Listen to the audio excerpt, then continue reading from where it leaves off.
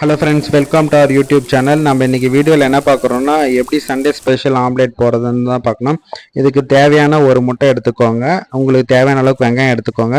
எங்கள் வீட்டில் பெரிய வெங்காயம் இல்லாதனால சைஸ் பார்த்து நான் 2 வெங்காயமாக எடுத்துக்கிறேன். அந்த வெங்காயத்தை நல்லா பொடியாக கட் பண்ணி வச்சுக்கோங்க. அதுக்கப்புறம் நீங்கள் அந்த வெங்காயத்திலே வந்து தேவையான அளவுக்கு உப்பு போட்டு பிசைஞ்சிக்கோங்க ஃப்ரெண்ட்ஸ். ஏன்னா நம்ம வெங்காயத்தை போட்டு உப்பு போடுறதில் இந்த வெங்காயத்திலே நம்ம தேவையான அளவுக்கு உப்பு போட்டு பிசைஞ்சிக்கலாம். அதுக்கப்புறம் வந்து ஒரு முட்டையை உடச்சி கிண்ணத்தில் ஊற்றிக்கோங்க. அதில் வெங்காயத்தை போட்டுக்கோங்க. ஏன்னா வெங்காயம் கொஞ்சம் அதிகமாக இருந்தால் ஆம்லேட் நல்லாயிருக்கும். ஸ்பெஷல் பொடி பண்ணுறது எப்படின்னு பார்க்கலாம். ஒரு கப்பில் 2 ஸ்பூன் பெப்பர் போட்டுக்கோங்க, 2 ஸ்பூன் சோம்பு போட்டுக்கோங்க, 2 ஸ்பூன் சீரகம் போட்டுக்கோங்க.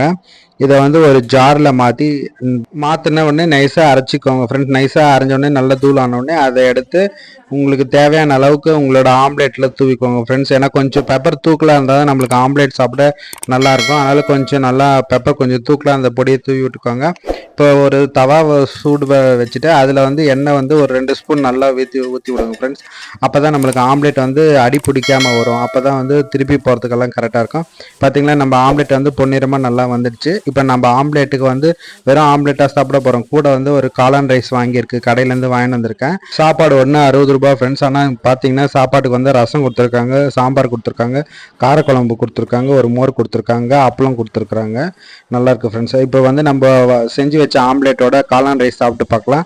பார்த்திங்கன்னா நம்மளுக்கு காளான் பீசஸ் வந்து நல்லா நிறைய வந்திருக்கு ரைஸில். ஸோ நம்ம வந்து இதுக்கு குருமா பேக்கெட்டும் கொடுத்துருக்காங்க, ஸ்பெஷல் குருமா.